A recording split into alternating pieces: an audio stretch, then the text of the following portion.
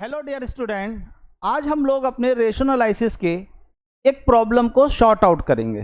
Problems क्या होती है बच्चों को फॉर्मूले याद कर लिए। पहले नंबर पर तो बच्चे ये घबरा जाते हैं कि इतने सारे फॉर्मूले हैं रेशो एनालिसिस में, जबकि अगर आप सही तरीके से देखें तो आपको एक भी फॉर्मूले को याद करने की ज़रूरत ही नहीं है। क्यों नहीं है उसको मैं समझाऊंगा। Point number 1। नंबर 2, प्रॉब्लम ये होती है कि अगर मान लीजिए करंट रेशो कैलकुलेट करना है तो current assets upon current liability तो बच्चे ने याद कर लिया, समझ लिया उसको, लेकिन करंट एसेट्स कैसे कैलकुलेट करनी है उस क्वेश्चंस में वो उसको नहीं पता होता। और अगर उसने किसी एक क्वेश्चन में उसने समझ लिया और जब सेकंड क्वेश्चन की तरफ वो जाता है तो फिर उसको यही प्रॉब्लम आती है कि इसमें कैसे निकालूं करंट एसेट्स, उसमें तो उसने ये तरीका बताया था और इसमें एक नया टाइप दे दिया, तो इस टाइप को कैसे मैं सॉल्व करूं। इन प्रॉब्लम्स को हम लोग अपनी पूरी वन शॉट में क्लियर करेंगे, जिसमें पहला पॉइंट होगा कि हमें क्या किसी फॉर्मूले को याद करने की ज़रूरत है या उस फॉर्मूले को हम ऐसी तरीके से समझें ताकि वो हमें हमेशा के लिए याद हो जाए। और सेकंड चीज़, हमारे पास में उस फॉर्मूले की जो वैल्यू हैं उनको कैलकुलेट करने का तरीका क्या होना चाहिए या वो किस सेंस में बनी जाती हैं। हमारे पास में आप लोगों ने जो नॉर्मली देखे हैं वो रेशो 4 टाइप के होते हैं, जिसमें एक होता है जिसे हम बोलते हैं लिक्विडिटी रेशो, सेकंड होता है जिसे हम बोलते हैं सॉल्वेंसी रेशो, थर्ड होता है जिसे हम बोलते हैं एक्टिविटी रेशो, और लास्ट आपके पास में होता है जिसे हम बोलते हैं प्रॉफिटेबिलिटी रेशो। आपके पास में सॉल्वेंसी यानी कि लिक्विडिटी रेशो और आपके पास में सॉल्वेंसी रेशो, ये दोनों रेशो आपके पास में केवल आपकी बैलेंस शीट पर डिपेंड है। अगर आपने बैलेंस शीट को बहुत अच्छे तरीके से समझा है, उसके हेड को, उसके सब हेड को और सब हेड में दिए गए अकाउंट्स के बैलेंस को अगर आपने बहुत बढ़िया तरीके से समझा है तो ये पूरे के पूरे इसके कैटेगरी में जो टोटल इन ऑल फॉर्मूले आते हैं वो 7 आते हैं। और इन 7 के 7 को आप समझने के लिए आपके लिए पहले आपको बैलेंस शीट को समझना पड़ेगा। अगर बैलेंस शीट बहुत बढ़िया तरीके से आपकी क्लियर है तो किसी भी कंडीशंस में आपको प्रॉब्लम नहीं आएगी। देखिए, सबसे पहले आपका रेशो है, लिक्विडिटी में 2 ही आते हैं, एक करंट रेशो आता है और सेकंड आपके पास में आता है quick ratio. Current ratio, current का मतलब क्या हुआ, करंट की बात हो रही है तो किसके रिलेशनशिप की बात हो रही है, यहां पर सेंस की तरफ जाइए, फॉर्मूले को याद मत करिए। करंट रेशो मतलब करंट एसेट्स और करंट लायबिलिटी की बात हो रही है। आप ये ध्यान रखिए, जब भी वो करंट रेशो की बात करे या दूसरा नाम इसका होता है working ratio, working capital ratio. ये जो दोनों रेशो हैं इसके लिए मुझे नीड है केवल किसकी, करंट एसेट्स की और करंट लायबिलिटी की। तो फॉर्मूला क्या बन गया आपके पास में, current assets divided by current liability. Second point आपके पास में क्या है, सेकंड पॉइंट है आपके पास में, सेकंड पॉइंट है क्विक रेशो। ऐसी एसेट्स जो क्विकली कन्वर्ट इनटू कैश हो। ये करंट एसेट्स के ही पार्ट की बात कर रहा है, लेकिन करंट एसेट्स का मतलब हुआ कि या तो आप किसी चीज का यूटिलाइजेशन विद इन 1 ईयर कर रहे हैं, या दूसरी चीज आपके पास में वो convert into cash with in 1 year है। लेकिन क्विक का मतलब हुआ जो क्विकली कन्वर्ट इनटू कैश है, जिसको हम बहुत जल्दी कैश में कन्वर्ट कर लें। ऐसी एसेट्स की यहाँ पर, ऐसी करंट एसेट्स की यहाँ पर बात हो रही है। तो इसके अंदर आपको क्या चीजें लेनी है उसकी बात करेंगे। और डिवाइड किससे करते हैं, हमेशा करंट लायबिलिटी से, तो ये आ गया आपके पास में। दूसरा देखिए आप, सॉल्वेंसी रेशो में पहला क्या है, डेट अपॉन इक्विटी। किसकी बात हो रही है, डेट की बात हो रही है और इक्विटी की बात हो रही है। डेट को पहले लिख दीजिए, इक्विटी को डिवाइड कर दीजिए, आपका फॉर्मूला बन गया, याद करने की जरूरत ही नहीं है आपको। सेकंड चीज आपके पास में टोटल एसेट्स टू डेट। तो देखिए पहले क्या लिखा आपने, टोटल एसेट्स, तो टोटल एसेट्स को डिवाइड कर दीजिए किससे, डेट से, आपका दूसरा फॉर्मूला बन गया। देख लीजिए, total assets divided by debt. आ जाइए प्रॉपराइटरी। प्रॉपराइटर कौन होते हैं, प्रॉपराइटर होते हैं फर्म के ऑनर। ऑनर का मतलब प्रॉपराइटर, और proprietor means share holder fund, या दूसरा नाम उसका इक्विटी है।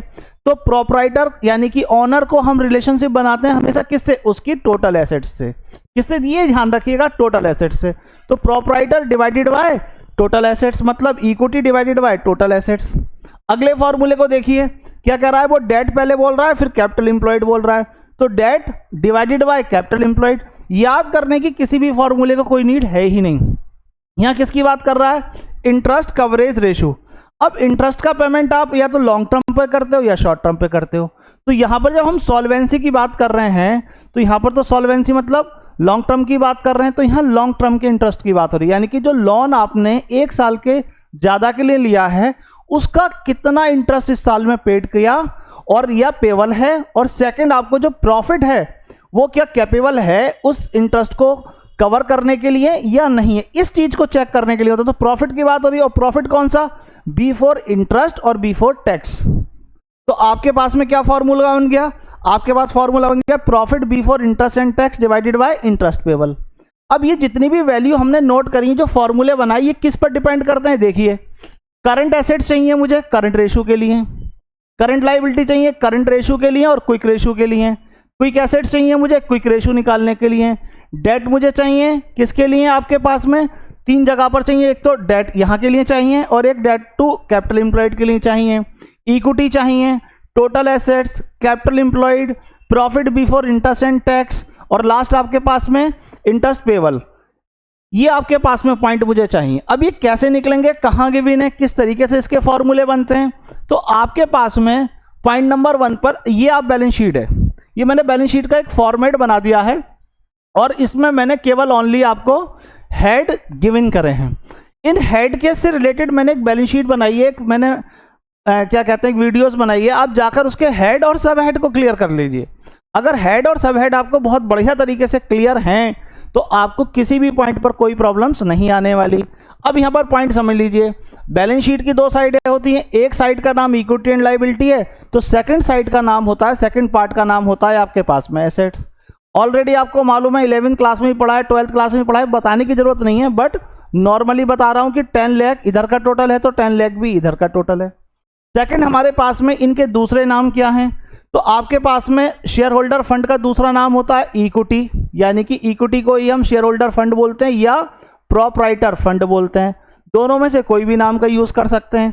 सेकंड नॉन करंट लायबिलिटी को हम डेट बोलते हैं, और इन दोनों को जब हम ऐड कर लेंगे तो ये बन जाएंगे आपके पास में टोटल लायबिलिटी, या दूसरा नाम इसका हो जाएगा टोटल डेट। इन दोनों में से कोई भी नाम हो सकता है, करंट लायबिलिटी का कोई दूसरा नाम नहीं होता। इन दोनों एसेट्स को हम ऐड कर लेंगे तो आपके पास में ऑलरेडी आपको मालूम है ये बन जाती है टोटल एसेट्स, ये आपके पास में आ गया। तो ये मालूम होने चाहिए आपको कि किसके क्या नाम होते हैं। दूसरा, वर्किंग कैपिटल का फॉर्मूला आपके पास में बनता है क्या चीज, करंट एसेट्स में से आप किसको माइनस कर दीजिए, करंट लायबिलिटी को माइनस कर दीजिए, तो क्या बन जाएगा आपके पास में, वर्किंग कैपिटल बन जाएगा। तो ये चीजें आपको ऑलरेडी मालूम होनी चाहिए। अगले पॉइंट पर आते हैं, करंट रेशो का फॉर्मूला आपको पता है, आइडियल रेशो आपको पता है कि 2:1 आपके पास में होता है। इन चीज़ों का आप पढ़ लीजिएगा, बाकी मैंने कुछ लिखी है उनको मैं समझाता हूँ आपको। देखिए, वर्किंग कैपिटल के फॉर्मूले 2 बनते हैं। पहला फॉर्मूला होता है करंट एसेट्स में से आप क्या करिए, करंट लायबिलिटी को माइनस कर दीजिए, तब भी आपका वर्किंग कैपिटल कैलकुलेट होकर आ जाएगा। और दूसरा फॉर्मूला होता है आपके पास में कैपिटल एम्प्लॉयड। अब कैपिटल एम्प्लॉयड कैसे बनती है आपके पास में, तो कैपिटल एम्प्लॉयड का फॉर्मूला आपके पास में होता है share holder fund plus non current liability. इन दोनों को ऐड कर लेते हैं तो आपके पास बन जाता है, दूसरा फॉर्मूला आपके पास में क्या बन जाता है, total assets minus current liability. और तीसरा आपके पास फॉर्मूला बन जाता है non current assets plus working capital. तो इसी वर्किंग कैपिटल को अगर मैं इधर ले जाऊंगा, यानी कि टोटल कैपिटल एम्प्लॉयड में से नॉन करंट एसेट्स को माइनस कर दूंगा, तो क्या आ जाएगा, मेरा वर्किंग कैपिटल कैलकुलेट होकर आ जाएगा। तो ये 2 फॉर्मूले हो गए। करंट एसेट्स जब हम कैलकुलेट करते हैं, करंट रेशियो कैलकुलेट करने के लिए, किसके लिए, ये ध्यान रखिएगा, क्या फाइंड करने के लिए, जब मुझे करंट रेशियो निकालना है तो मुझे चाहिए करंट एसेट्स। तो करंट एसेट्स में ऐसे कौन से पॉइंट है जिन्हें मुझे इंक्लूड करना है कि एक्सक्लूड करना है। सारी करंट एसेट्स के में जितने भी बैलेंस गिवन होते हैं सबको हम इंक्लूड नहीं करते हैं। उसमें से क्या करते हैं, ये तो आपको मालूम ही है कि वर्किंग कैपिटल और करंट लायबिलिटी इसी ऊपर वाले फॉर्मूले का ये बन गया। अब यहाँ पर ध्यान रखना कि आपका दूसरा फॉर्मूला क्या बन सकता है, टोटल एसेट्स में से, यानी कि total assets means current assets plus non current assets. उसमें से अगर मैं नॉन करंट एसेट्स को लेस कर दूंगा तो भी मेरे पास करंट एसेट्स कैलकुलेट होकर आ जाएंगी। और इक्विटी एंड लायबिलिटी यानी कि बैलेंस शीट का दूसरी साइड का, तो मैंने दोनों साइड के नाम लिख दिए। बच्चा यहीं कंफ्यूज हो जाता है कि वो टोटल एसेट्स की जगह इक्विटी एंड लायबिलिटी दे देता है और नॉन करंट एसेट्स के सब हेड के पार्ट दे देता है। बच्चा यहीं पर घूम जाता है और वो सोचता है कि अरे ये क्या हो गया, इसका तो मुझे पता नहीं, तो इसका हमें पता होना चाहिए कि टोटल एसेट जो है हमेशा वो दूसरी साइड के इक्वल होती हैं। तो उसने दूसरा नाम आपको कंफ्यूजन के लिए दे दिया, अगर नॉलेज है तो आप आराम से उसको कैलकुलेट कर सकते हैं। जब मुझे करंट एसेट्स कैलकुलेट करनी है तो उसमें किन चीज़ों को इंक्लूड नहीं करता, अगर इन्वेंट्री में लूज टूल्स या store and spare parts include हैं तो मुझे उसको एक्सक्लूड करना है। दूसरा, जो मुझे डेटर्स लेने हैं वो आफ्टर प्रोविजन के बाद लेने हैं, यानी कि प्रोविजन फॉर डाउटफुल डेट अगर गिवन है तो उसके आफ्टर के डेटर्स लेने हैं, उसके बिफोर के नहीं लेने हैं। अगले पॉइंट पर आ जाइए आप। नेक्स्ट पॉइंट है आपके पास में,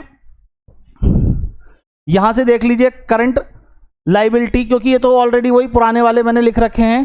तो करंट लाइबिलिटी हमारे पास में एक हेड है और इसको हमें कैसे कैलकुलेट करना है, तो अगर मेरे पास क्वेश्चन के अंदर टोटल लाइबिलिटी गिवन है तो टोटल लाइबिलिटी में से मैं किसको, non current liability means debt को माइनस कर दूंगा तो मेरे पास कैलकुलेट होकर ऑलरेडी आ जाएगी। क्विक रेशियो का फॉर्मूला क्या होता है आपके पास में, वो तो मालूम है, quick assets upon current liability. और कैसे कैलकुलेट करते हैं, इसके और भी नाम होते हैं, जैसे quick ratio, acid ratio, acid test ratio या लिक्विड रेशियो, ये इसके और नेम हैं। और जब मैं क्विक एसेट्स कैलकुलेट करूंगा तो मुझे ध्यान रखना है करंट एसेट्स में से इन्वेंट्री को, और सेकंड आपके पास में प्रोप्राइटर प्रीपेड एक्सपेंसेस को, और थर्ड आपके पास में एडवांस टैक्स को। तो ये तीन चीज़ आप ध्यान रखिएगा कि करंट एसेट्स में से इन्वेंट्री को माइनस करना है, क्योंकि इन्वेंट्री एकदम से कैश में कन्वर्ट नहीं होती, ऐसा थोड़ी कि लॉस में आप अपने गुड्स को बेच देंगे। दूसरा, जो खर्चा आपने एडवांस में कर दिया वो कैश में तो कन्वर्ट होगा नहीं।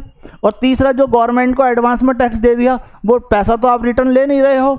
तो ये चीज़ें हमारे पास में नहीं आती हैं। दूसरा, एक बात और ध्यान रखिएगा कि जब भी क्विक एसेट्स और करंट एसेट्स दोनों दे रखी हैं क्वेश्चन के अंदर, तो इन दोनों का डिफरेंस आपके पास इन्वेंट्री कहलाता है। तो इन्वेंट्री मीन्स हो जाएगा करंट एसेट्स माइनस, ये गलत लिख दिया है, इसको आप लिख लीजिएगा क्विक एसेट्स। क्या लिखा हुआ है ये क्विक एसेट्स है। तो यहां ध्यान रखिएगा कि इन्वेंट्री इज इक्वल टू आपके पास में हो जाएगा करंट एसेट्स माइनस आपके पास में क्विक एसेट्स। तो क्विक एसेट्स और करंट एसेट्स का जो डिफरेंस है वो आपके पास कहलाएगा इन्वेंट्री। अगले पॉइंट पर चलते हैं, सॉल्वेंसी रेशियो के पॉइंटों पर आते हैं।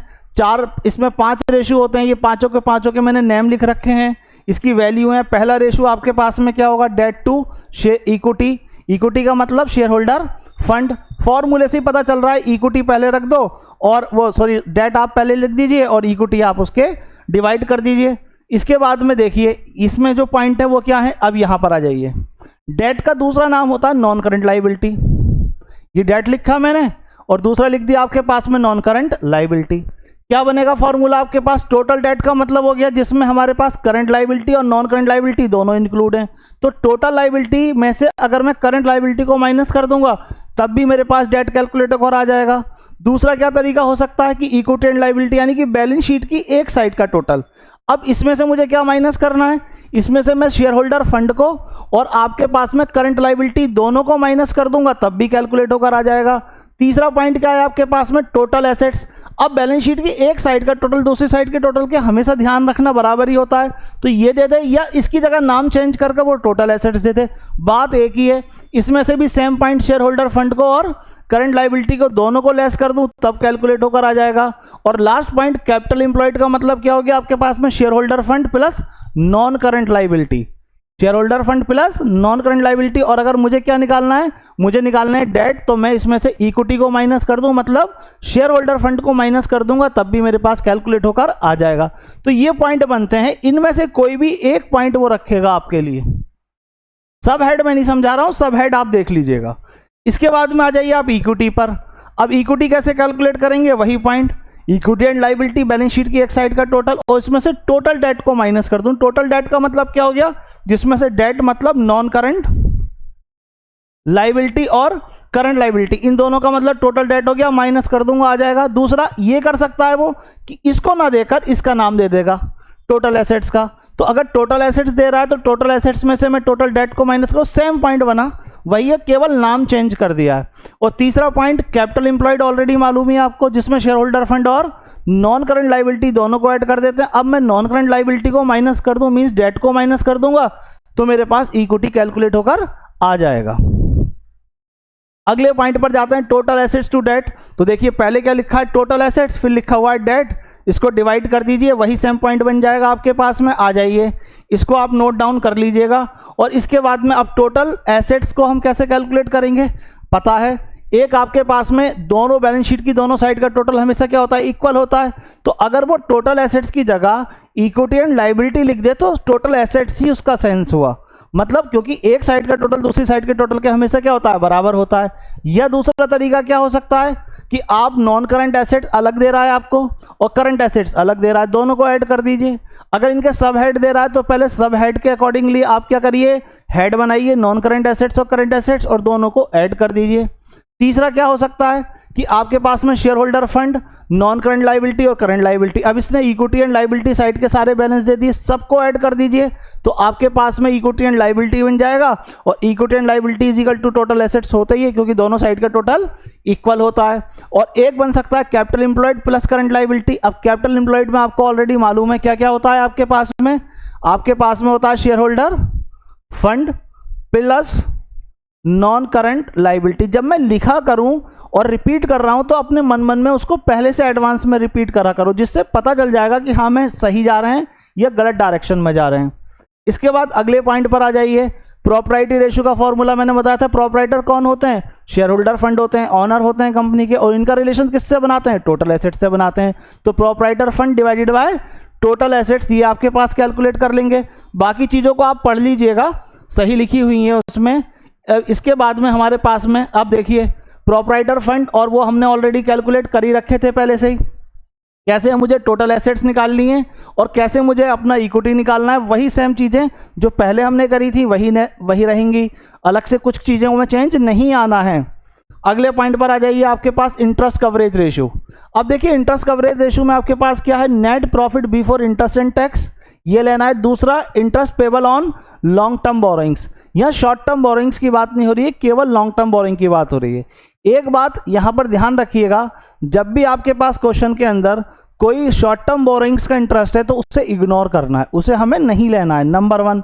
नंबर सेकंड आपको क्या ध्यान रखना है, नंबर सेकंड आपको ये ध्यान रखना है कि कोई भी मैच्योरिटी जो लॉन्ग टर्म बोरोइंग्स की मैच्योरिटी विद इन 12 मंथ है उसका इंटरेस्ट यहाँ काउंट नहीं हुआ, क्योंकि वो शॉर्ट टर्म बोरोइंग्स की कैटेगरी में कन्वर्ट हो गया है, इसलिए उसको हम यहाँ पर नहीं लेंगे। अब देखिए, या तो इंटरेस्ट पेबल आपके पास में क्वेश्चन के अंदर गिवन होगा कि जी 2 लाख का इंटरेस्ट पेबल है या 3 लाख का इंटरेस्ट पेबल है ऑन लॉन्ग टर्म बोरोइंग्स। अगर नहीं गिवन है तो आपको फाइंड करना पड़ेगा। अब कैसे निकालोगे, तो यहाँ आपको लोन देगा उसके इंटरेस्ट के साथ में। जैसे एग्जाम्पल के मान लीजिए 10% डिवेंचर दे रहा है वो, और 10% डिवेंचर और दे रहा है 8% आपके पास में बैंक लोन। अब आपके पास में 10% डिवेंचर कितने रुपए के हो गए, 10 लाख के, और यहाँ ये कितने के हो गए, 8 लाख के। इसका मैं इंटरेस्ट कैलकुलेट करूंगा तो अगर 10 लाख का 10% कैलकुलेट करूंगा तो आ जाएगा 1 लाख रुपीस, और यहां पर मेरे पास में इसका कैलकुलेट करूंगा 8 लाख का 8% तो आ जाएगा मेरे पास में 64,000 रुपीज, और दोनों को मैं ऐड करूंगा तो मेरा हो जाएगा 1,64,000 रुपीज। ये आपके पास में कैलकुलेट होकर आ गया। तो इंटरेस्ट की अमाउंट को कैसे निकालना है, उसमें क्वेश्चन में देखिए कि कौन सी लॉन्ग टर्म बोरोइंग्स गिवन है, उनका इंटरेस्ट रेट गिवन होगा, इंटरेस्ट रेट के साथ में उसको कैलकुलेट कर लीजिए, आपका इंटरेस्ट कैलकुलेट होकर आ जाएगा। सेकंड चीज होती है आपके पास में profit before interest and tax. ये आपके पास में कैसे कैलकुलेट, या तो गिवन होगा, सीधा सिंपल बोल रहा है कि क्वेश्चन में इसके बिफोर का, या बोलेगा वो इसके आफ्टर का है। अगर वो क्वेश्चन में ये कह रहा है कि profit after interest and tax, यानी कि टैक्स और इंटरेस्ट के बाद का गिवन है। अब आपको मालूम है कि जब आफ्टर का मतलब हो गया कि जिस अमाउंट में से, जिस प्रॉफिट में से मैंने टैक्स को भी लेस कर दिया और जिस प्रॉफिट में से मैंने इंटरेस्ट को भी लेस कर दिया। जब मैंने दोनों को ऑलरेडी लेस कर दिया और मुझे चाहिए उसके बिफोर वाला, तो उन चीज़ों को मैं क्या करूंगा, रिटर्न बैक कर लूंगा। रिटर्न बैक का मतलब वापस ले लूंगा। तो profit after interest and tax given है तो ऐड कर दूंगा मैं इसके अंदर नंबर 1 तो इंटरेस्ट का अमाउंट, ये जैसे मैंने लिख रखा है 1,64,000, ये भी ऐड हो जाएगा। और सेकेंड ऐड हो जाएगा इसके अंदर जो टैक्स है वो। अब टैक्स या तो हमारे पास में अमाउंट में गिवन होता है, या आपके पास में टैक्स जो है वो रेट में गिवन होता है। फॉर एग्जांपल वो कह रहा है कि जो टैक्स पेड कराए हमने वो 40% कराए। अब मुझे ये रेट में गिवन है तो मुझे तो रेट नहीं चाहिए, मुझे तो अमाउंट चाहिए। अगर अमाउंट गिवन है तो डायरेक्टली ऐड कर दूंगा, लेकिन इन केस अगर मेरे पास अमाउंट की जगह रेट गिवन है तो उस रेट से मैं उसकी अमाउंट कैसे कैलकुलेट करूंगा, तो उसका फॉर्मूला बनेगा मेरे पास में टैक्स इज इक्वल टू, या tax amount is equal to आपके पास में हो जाएगा profit after interest and tax, इन दोनों के बाद का profit multiply tax rate divided by 100 minus tax rate. यहां मैं ले लूंगा 100 माइनस टैक्स रेट। अब एग्जाम्पल के मान लीजिए आपके पास में ये गिवन है 1,20,000 रुपीज, टैक्स का रेट हमने मान लिया 40%, तो 100 माइनस 40 इज इक्वल टू आपके पास में, इसको सिंप्लीफाई करेंगे आएगा 60, और 60 को मैं इससे डिवाइड करूंगा 2, और 2 का यहाँ मल्टीप्लाई करूंगा तो आ जाएगा 80,000। यानी कि मैंने 80,000 रुपीज़ का टैक्स पेड करा है। तो 1,20,000 में आपके पास में 80,000 को ऐड कर दीजिए, अगर मैंने जो इंटरेस्ट निकाला है उसको ऐड कर दीजिए, profit before interest and tax calculate होकर आ जाएगा। ये ध्यान रखना है, 2 बार रिपीट करिए, चीज़ें अपने आप से क्लियर हो जाएंगी। अगला आता है हमारे पास में डेट ऑन कैपिटल एम्प्लॉयड। ये मोस्ट इंपॉर्टेंट पॉइंट है। यहाँ जो कैपिटल एम्प्लॉयड है इसको कैसे कैलकुलेट करना है ये जरूरी चीज है, इसको अच्छे से सीखिएगा। ये जो पॉइंट है हमारे पास कैपिटल एम्प्लॉयड, डेट ऑलरेडी हमने पहले निकाल लिया है, कैपिटल एम्प्लॉयड को कैसे निकालना है उसका मैं आपको तरीका बताता हूं। देखिए आपके पास में यहां पर लिखा हुआ है कैपिटल एम्प्लॉयड, फॉर्मूला क्या बना, पहले तो शेयर होल्डर फंड और नॉन करंट लाइबिलिटी दोनों को ऐड ऑन कर लीजिए, आपके पास में बन जाएगा किसको, शेयर होल्डर फंड को और नॉन करंट लाइबिलिटी को। एक फॉर्मूला तो ये बना। दूसरा फॉर्मूला क्या बनेगा, टोटल एसेट्स, यानी कि बैलेंस शीट की एक साइड का टोटल, उसमें से माइनस कर दीजिए किसको, करंट लाइबिलिटी को। या मैं ये भी कह सकता हूं कि आपके पास में ये ना देकर अगर इक्विटी एंड लाइबिलिटी दे रहा है तब भी सेम रहेगा, करंट लाइबिलिटी को माइनस कर दीजिए, और एक फॉर्मूला आपके पास बन जाता है non current assets plus working capital. अब ध्यान क्या रखना है, आपके पास में जब बैलेंस शीट होती है तो आपके पास 2 अप्रोच बनती हैं। अप्रोच नंबर 1 आपके पास में बनेगी जिसको हम बोलते हैं लाइबिलिटी अप्रोच।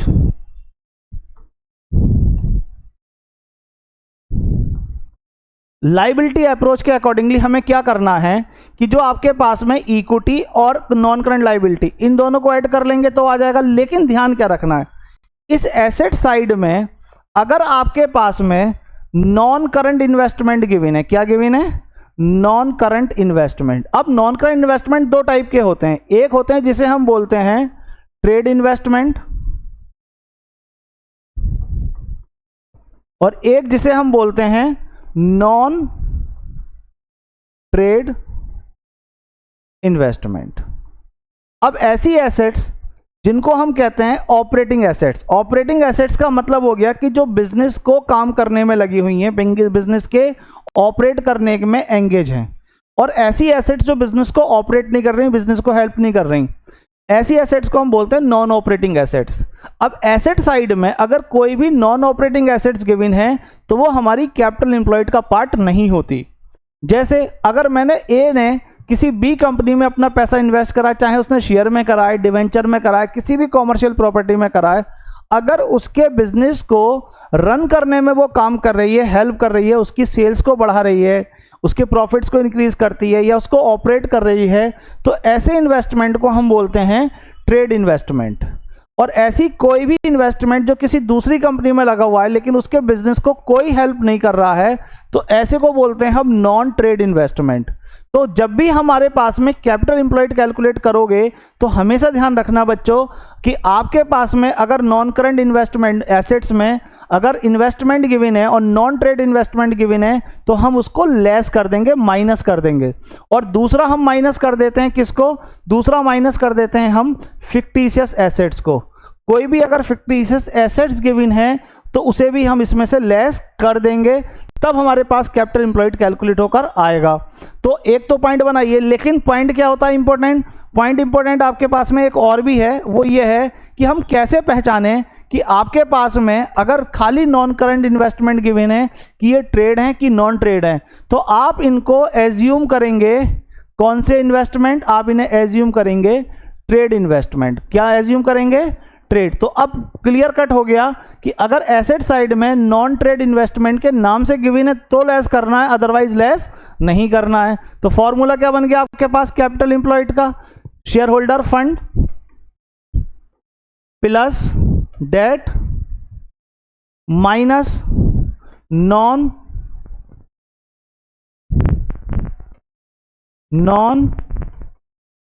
ट्रेड इन्वेस्टमेंट और माइनस आपके पास में फिक्टिशियस एसेट्स, ये बना।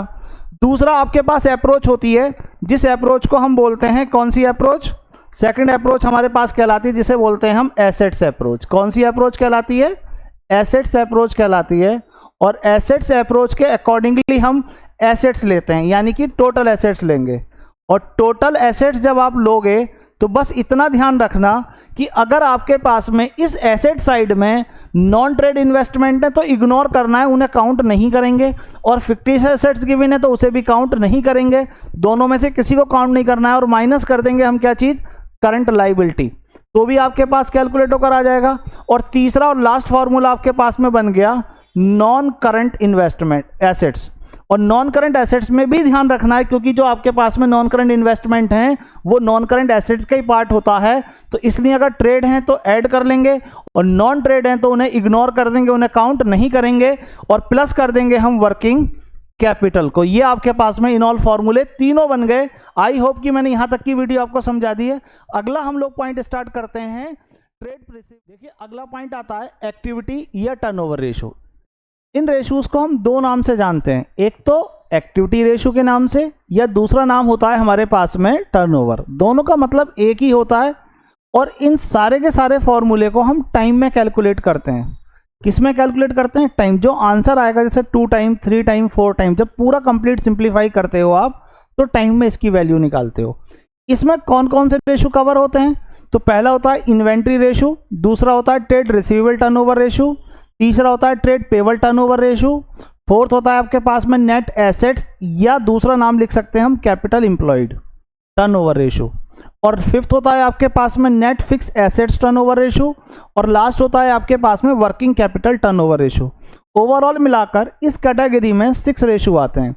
देखिए इन रेशोज के मैंने सारे के सारे फॉर्मूले एक जगह पर लिख दिए हैं, इसलिए आप एक जगह लिखिए और देखिए कि क्या क्या चीज़ें एक सी हैं इसके अंदर और क्या क्या चीज़ें हर एक फॉर्मूले के अकॉर्डिंगली अलग हैं। उनको क्लियर कर लीजिए, एक बार में सारी चीज़ें क्लियर हो जाएंगी। जैसे ट्रेड रिसीवेबल टर्नओवर रेशो को याद करने की जरूरत नहीं है। आप देखिए कि जो इन्वेंट्री होती है, trade turnover ratio, sorry receivable बोल दिया है मैंने, ये ट्रेड, ये आपके पास में इन्वेंट्री टर्नओवर रेशो है। इन्वेंट्री टर्नओवर रेशो, इन्वेंट्री को आप देखिए बैलेंस शीट में किस बेस पर नोट करते हैं, उसकी कॉस्ट प्राइस पर नोट करते हैं। जब कॉस्ट प्राइस पर आप नोट कर रहे हैं तो इसका रिलेशन किससे बन रहा है, उसकी कॉस्ट से बन रहा है, यानी कि कॉस्ट ऑफ गुड्स सोल्ड से हमारा उसका रिलेशन बन रहा है। तो हमारे पास फॉर्मूला क्या बना, कॉस्ट ऑफ आरएफओ। मैंने शॉर्ट फॉर्म का यूज किया है, आरएफओ का मतलब हो गया रेवेन्यू फ्रॉम ऑपरेशन। तो रेवेन्यू फ्रॉम ऑपरेशन यानी कि जो गुड्स मैंने इस साल में बेचा है उसकी कितनी कॉस्ट है, और डिवाइड कर दूंगा मैं किससे, एवरेज इन्वेंट्री से। किससे, एवरेज इन्वेंट्री से। तो दो चीजें मिली, एक तो कॉस्ट ऑफ आरएफओ और दूसरा रेवेन्यू आपके पास में एवरेज इन्वेंट्री। दूसरा फॉर्मूला होता है ट्रेड रिसीवेबल टर्नओवर रेशियो, यानी कि जो रिसीवेबल है, ट्रेड का मतलब जो बिजनेस के गुड्स को आपने उधार में बेचा है उनको आप जब बैलेंस शीट में नोट करते हो तो उनको बोलते हैं हम ट्रेड रिसीवेबल। और जब हम उसका रिलेशन बनाएंगे तो किससे बनाएंगे, उधार वाली सेल से ही तो बनाएंगे। तो सीधी सी बात है, आपके पास में क्रेडिट आरएफओ आ गया divided by average trade receivable आ गया। तीसरा फॉर्मूला क्या होता है आपके पास में, ट्रेड पेबल टर्नओवर रेशियो।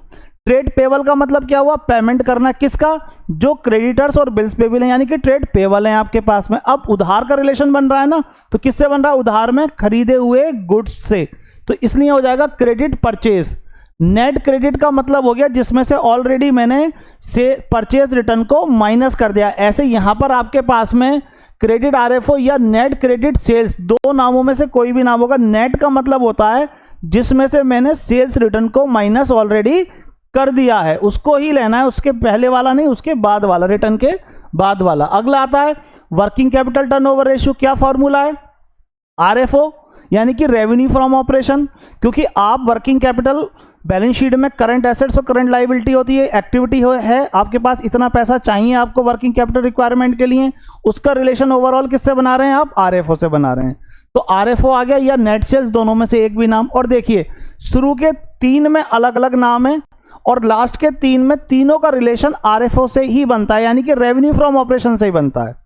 और एक क्वालिटी और बताऊं इन फॉर्मूले की, जो नाम लिखा हुआ है वो डिवाइड में जाएगा। देख लो, इन्वेंट्री टर्नओवर रेशियो डिवाइड में average inventory, trade receivable turnover ratio divide में trade receivable, trade payable turnover ratio divide में trade payable, average trade payable, working capital turnover ratio divide में गया working capital, net assets turnover ratio divide में गया net assets, और दूसरा नाम इसका होता है कैपिटल एम्प्लॉयड। दोनों में से कोई भी नाम दे सकता है, आपको दोनों में से ध्यान रखना है।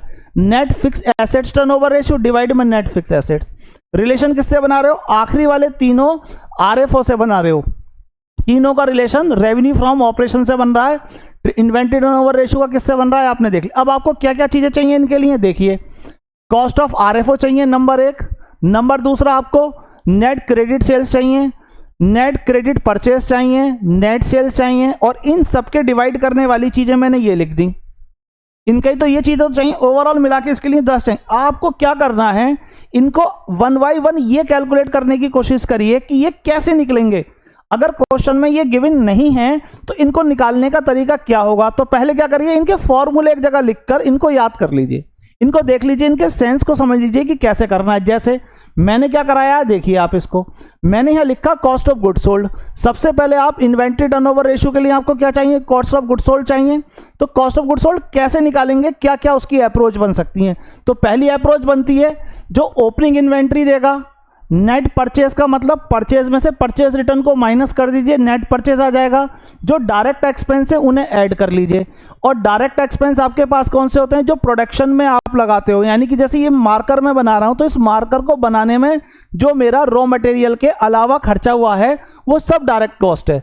एक तो इसको खरीदने के टाइम पर खर्चा हुआ, जैसे कैरिज इनवर्ट का खर्चा है, फ्राइट का खर्चा है, ठीक है, अगर विदेश से मंगाया तो इंपोर्ट ड्यूटी है। और दूसरा जो फैक्ट्री में मैंने इसको बनाया है, जो लेबर ने काम करा है, वहां का पावर का खर्चा है, कोई भी इन्वॉल्व फैक्ट्री से रिलेटेड खर्चा, वो सारे के सारे खर्चे डायरेक्ट एक्सपेंस कहलाते हैं। और इन्वेंट्री जो क्लोजिंग वाली है उसे लेस कर दीजिए, आ जाएगा। दूसरा, नेट सेल्स में से आप ग्रॉस प्रॉफिट को माइनस कर दीजिए, तब भी कॉस्ट ऑफ गुड सोल्ड निकल कर आएगा, 11th क्लास में आपने करा होगा। तीसरा, अगर आपको ग्रॉस प्रॉफिट की जगह ग्रॉस लॉस हुआ है तो नेट सेल्स में ग्रॉस लॉस अगर दे रहा है तो उसे ऐड कर दीजिए, तब आ जाएगा। और चौथा, जो कंपनी की statement of profit and loss account होता है उसकी बेस पर हमारा ये फॉर्मूला बना, जिसमें कॉस्ट ऑफ मटेरियल कंज्यूम्ड पहला वाला होता है, purchase of stock in trade दूसरा उसी के नीचे होता है, चेंज इन इन्वेंट्री तीसरा होता है। ध्यान ये रखना है कि चेंज इन इन्वेंट्री अगर प्लस में है तो प्लस करोगे, और अगर चेंज इन इन्वेंट्री माइनस में है तो माइनस करोगे, ये आपको ध्यान रखना है।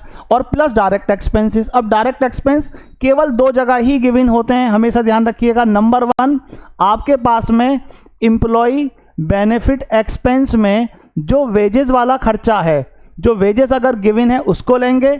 और दूसरा आपके पास में होता है अदर एक्सपेंसेस, और अदर एक्सपेंस में जितने भी डायरेक्ट एक्सपेंस होंगे, कौन कौन से, जैसे कैरिज का खर्चा है, कैरिज आपके पास में हो गया, या कैरिज इनवर्ट के नाम से हो या कैरिज के नाम से हो, एक ही बात हो गई।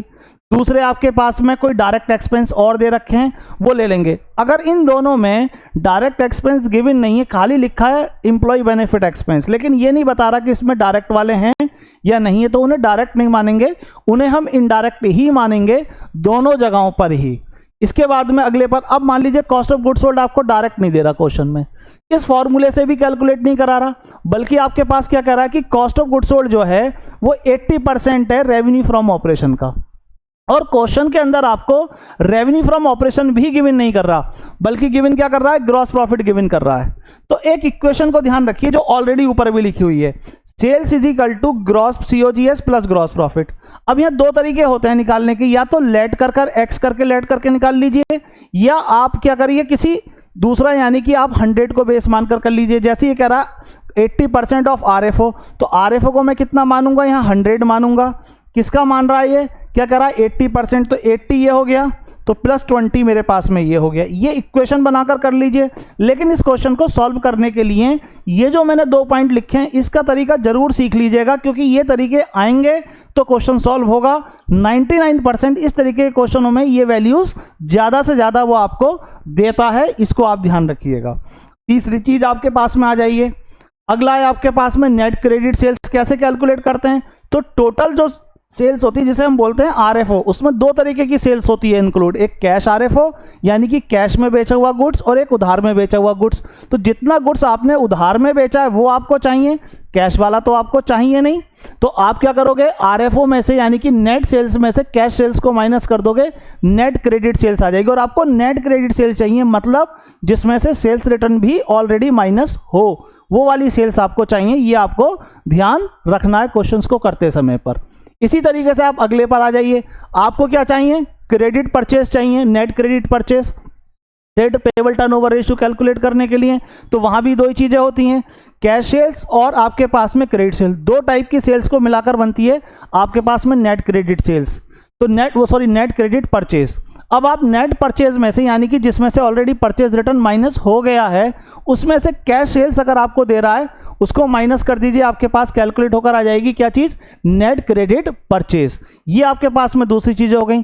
एक बात और ध्यान रखिएगा, अगर किसी भी क्वेश्चन में RFO तो दे रहा है लेकिन ये नहीं बता रहा कि नेट क्रेडिट परचेज कितनी है, उसमें कितना अमाउंट है, परसेंट में भी नहीं दे रहा, अमाउंट में भी नहीं दे रहा, कोई ऐसी अप्रोच नहीं बना रहा जिससे नेट क्रेडिट परचेज कैलकुलेट होकर आ जाए, तो हमेशा ध्यान रखिएगा कि हम नेट परचेज को या नेट सेल्स को ही हम एज्यूम कर लेंगे, नेट क्रेडिट परचेज या नेट क्रेडिट सेल्स, दोनों को वही मान लेंगे अगर गिवन नहीं है तब, मतलब सेल्स अगर गिवन नहीं है। ओके, अगला आता है आपके पास में नेट क्रेडिट परचेज। ये मैंने क्या बताया आपको, अगर वो परसेंट में दे रहा है, जैसे कह रहा है 40% ऑफ कैश सेल्स, और या तो आपके पास में कैश सेल्स गिवन कर रहा है क्वेश्चन में, या आपके पास में नेट सेल्स गिवन कर रहा है, मतलब जिसकी बेस पे कह रहा है वो नहीं दे रहा, उसकी दूसरी अपोजिट चीज दे रहा। तो इक्वेशन बनाकर उसे सॉल्व कर लीजिए, जिसमें लेट या तो एक्स करके कर लो या परसेंट का बेस आप मानकर उसके अकॉर्डिंगली कर लीजिए आप। जैसे ये कह रहा है net sales is equal to होती है कैश सेल्स और क्रेडिट सेल्स। अब इसमें से जो बेस बना रहा है इस इक्वेशन को याद कर लीजिए, इसमें जिस बेस पर वो कह रहा है उसके अकॉर्डिंगली आप कैलकुलेट कर सकते हैं। जैसे ये कह रहा है 80%, तो आप इसको मान लीजिए 80%, ये मान लीजिए आप 100%, क्योंकि वो कह रहा है 80% ऑफ नेट सेल्स, इस वाले बेस को मैंने लिया है, तो ये आपके पास में 100 में से इसको माइनस कर दूंगा, आ जाएगा 20। अब आपके पास ये गिवन है, क्या गिवन है उसके अकॉर्डिंगली कर लीजिए।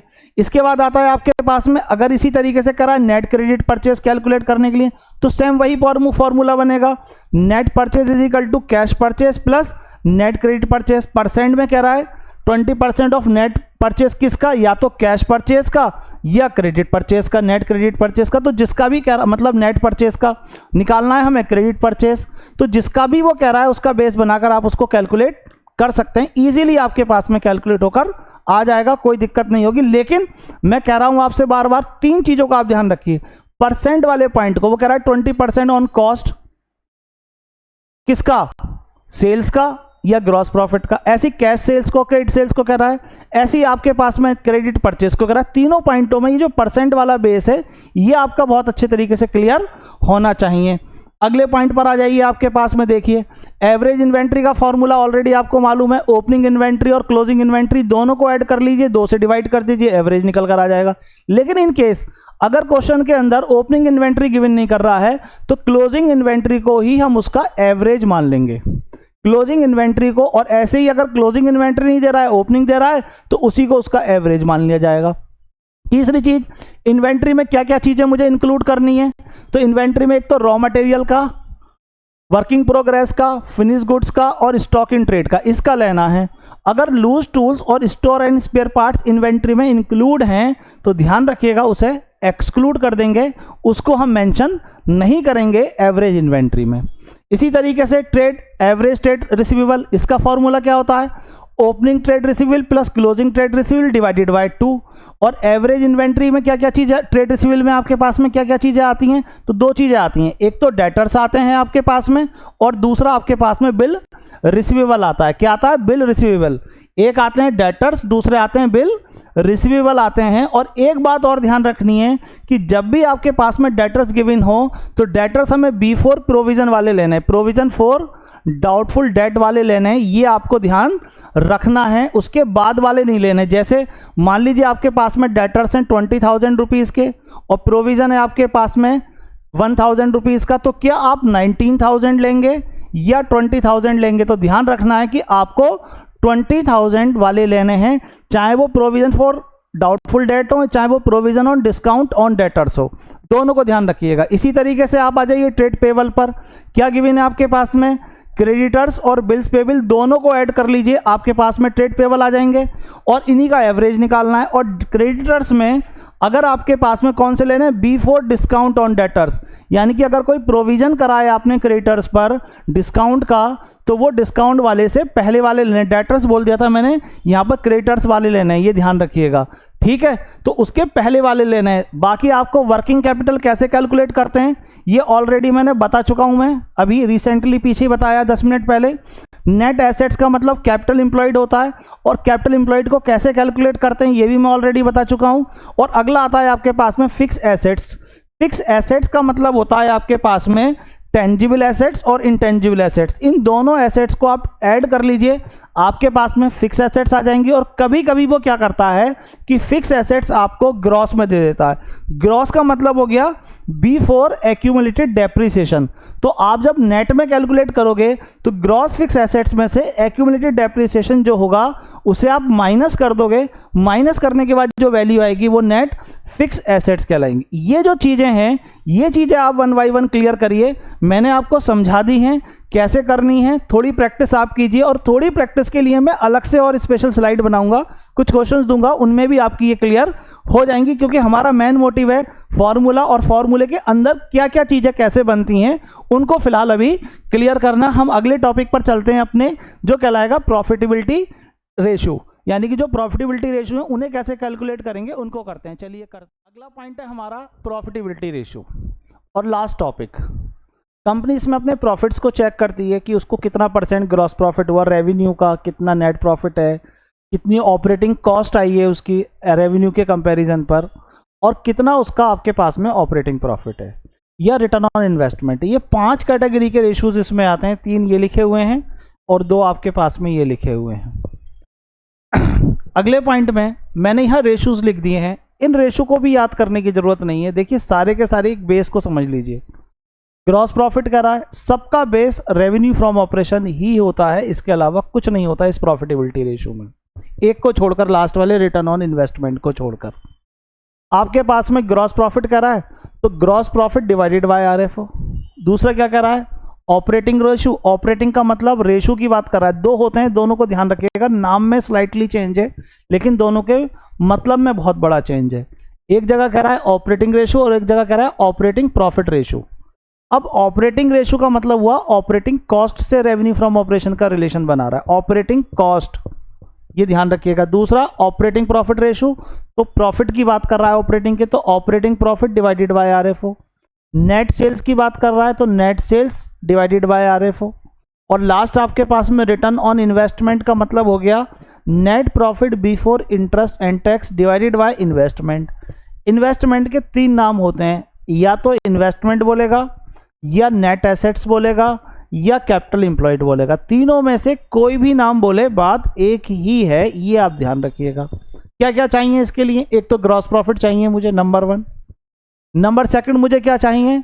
ऑपरेटिंग कॉस्ट चाहिए, नंबर दूसरे वाले में देखिए। तीसरे में मुझे क्या चाहिए? ऑपरेटिंग प्रॉफिट चाहिए। 4th में मुझे क्या चाहिए? नेट प्रॉफिट चाहिए। और इन सब के लिए, चारों के लिए मुझे क्या चाहिए? आरएफओ या नेट सेल्स, मतलब एक ही होता है। और ये दोनों अलग अलग हैं, इसके लिए दोनों के लिए हमने अलग लिख दिया है। अब देखिए आपको ये सारे के सारे, चाहे ग्रॉस प्रॉफिट हो, चाहे ऑपरेटिंग कॉस्ट हो, चाहे ऑपरेटिंग प्रॉफिट रेशियो हो या नेट प्रॉफिट हो, ये सारे की सारी चीजें एक ही रिलेशन में है। और इसके लिए आपको बहुत अच्छे तरीके से क्लियर होना चाहिए आपका statement of profit and loss account.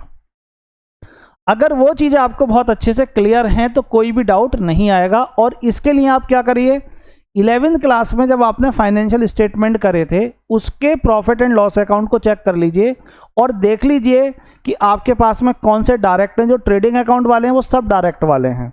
Profit and loss account में दो चीज़ें होती हैं, एक डायरेक्ट वो इनडायरेक्ट, और इनडायरेक्ट में दो चीज़ें, एक तो ऑपरेटिंग और एक नॉन ऑपरेटिंग। दोनों को क्लियर कर लीजिए, ऑपरेटिंग कौन से हैं और नॉन ऑपरेटिंग कौन से, इनकम भी और एक्सपेंस भी, दोनों को। ये दोनों चीज़ें क्लियर हैं। और एक 12th क्लास की जो कंपनी का statement of profit and loss account है उसे एक बार बहुत अच्छे से क्लियर कर लीजिए और ये पॉइंट देख लीजिए कि नेट प्रॉफिट उसमें कैसे निकलेगा, ग्रॉस प्रॉफिट कैसे निकलेगा, ऑपरेटिंग प्रॉफिट कैसे निकलेगा और ऑपरेटिंग प्रॉफिट रेशियो और नेट प्रॉफिट कैसे निकलेगा। इसके लिए मैं एक एक मिनट की स्लाइड बनाऊंगा बाद में, उनसे ये चीज़ें हम लोग कवर करेंगे, यहाँ पर अभी हम कवर नहीं करेंगे। यहाँ पर हमारे पास में अब देखिए आपके पास में ग्रॉस प्रॉफिट कैसे कैलकुलेट करना है आपको। तो ग्रॉस प्रॉफिट का फॉर्मूला आपके पास में होता है रेवेन्यू फ्रॉम ऑपरेशन यानी कि आरएफओ, नेट सेल जिसको बोलते हैं, उसमें से कॉस्ट ऑफ गुड सोल्ड को माइनस कर दीजिए, उनका दोनों का जो डिफरेंस होता है वो ग्रॉस प्रॉफिट ही होता है। अब कॉस्ट ऑफ गुड सोल्ड कैसे निकालेंगे वो ये भी दे सकता है। तो पहले कॉस्ट ऑफ गुड सोल्ड अगर गिवन नहीं है तो कॉस्ट ऑफ गुड सोल्ड निकाल लीजिए और आरएफओ से माइनस कर दीजिए, आ जाएगा। इसी तरीके से आपके पास में दूसरा क्या होता है, ऑपरेटिंग कॉस्ट। ये कैसे कैलकुलेट करेंगे, तो ऑपरेटिंग कॉस्ट हमारे पास में बिजनेस की ओवरऑल कॉस्ट, मतलब किसी भी जब बिजनेस को आप कर रहे हैं तो जो उसकी कोर एक्टिविटीज हैं उन पर किया गया सारा का सारा खर्चा, चाहे वो डायरेक्ट हो या इनडायरेक्ट हो, उन दोनों खर्चों को जो हम ऐड कर लेते हैं तो बन जाते हैं हमारे पास में ऑपरेटिंग कॉस्ट। क्या बन जाएंगे, ऑपरेटिंग कॉस्ट। और अगर क्वेश्चन के अंदर ऑपरेटिंग कॉस्ट गिवन नहीं है तो कैसे निकालेंगे ऑपरेटिंग कॉस्ट को, तो ध्यान रखिएगा कॉस्ट ऑफ गुड सोल्ड पहले निकाल लीजिए आप, और प्रॉफिट एंड लॉस अकाउंट जो होता है उसमें दो तरीके के खर्चे होते हैं, एक ऑपरेटिंग और एक नॉन ऑपरेटिंग। तो ऑपरेटिंग वाले जो खर्चे हैं उनको ले लीजिए। ऑपरेटिंग खर्चे कौन से होते हैं, जो बिजनेस को करने के लिए खर्चे किए जाते हैं, बिजनेस को ऑपरेट करने के लिए जो खर्चे करे जाते हैं वो सारे के सारे खर्चे ऑपरेटिंग कहलाते हैं। और इनडायरेक्ट में ऑपरेटिंग के दो खर्चे होते हैं, एक आपके पास में ऑफिस एंड एडमिनिस्ट्रेशन से रिलेटेड खर्चे, जो ऑफिस आप क्रिएट करते हो बनाते हो और उसमें जो भी खर्चे होते हैं वो बिजनेस को ऑपरेट करने के लिए तो है। दूसरे सेलिंग्स एंड डिस्ट्रीब्यूशन एक्सपेंसेस, इनसे रिलेटेड जितने भी खर्चे होंगे वो सारे के सारे खर्चे आपके ऑपरेटिंग एक्सपेंस कहलाते हैं।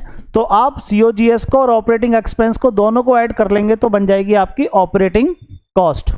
कभी कभी ऐसा भी करता है क्वेश्चन में कि cost of good sold calculate कराता है आपसे, तो आपको क्या गिवन कर देगा, ऑपरेटिंग कॉस्ट और ऑपरेटिंग एक्सपेंसेस, इन दोनों का डिफरेंस निकालेंगे तो भी आपके पास ऑपरेटिंग कॉस्ट कैलकुलेट होकर आ जाएगी। ये भी आप ध्यान रखिएगा, क्वेश्चंस को करते समय पर कहीं ना कहीं ये पॉइंट आपको मिलेगा जरूर।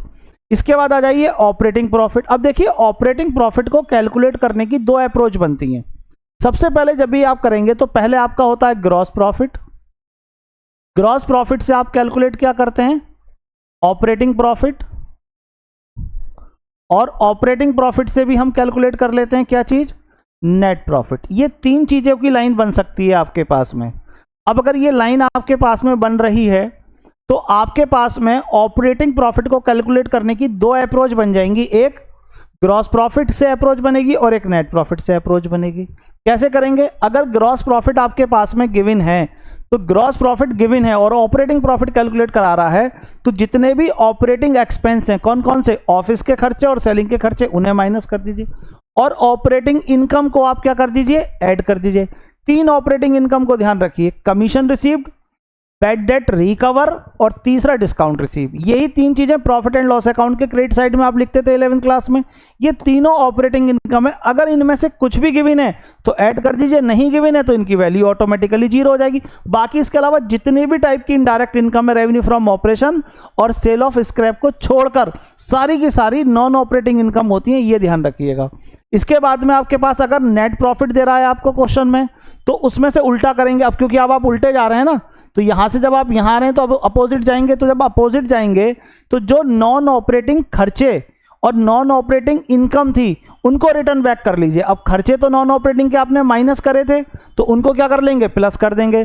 तो नॉन ऑपरेटिंग आपके पास में कहां गया, नेट प्रॉफिट में से नॉन ऑपरेटिंग इनकम को आप माइनस कर दीजिए और नॉन ऑपरेटिंग एक्सपेंस को आप क्या कर दीजिए, प्लस कर दीजिए। आपके पास में ऑपरेटिंग प्रॉफिट कैलकुलेट होकर आ जाएगा। ये एक अप्रोच ये बनाई हमने और एक अप्रोच ये बनाई, ये दो अप्रोच के थ्रू हमारी वैल्यू कैलकुलेट होकर आ जाएगी। तीसरा नेट प्रॉफिट निकालना है तो नेट प्रॉफिट निकालने के लिए भी देखो, या तो ग्रॉस प्रॉफिट के थ्रू निकाल सकते हो या ऑपरेटिंग प्रॉफिट के थ्रू निकाल सकते हो।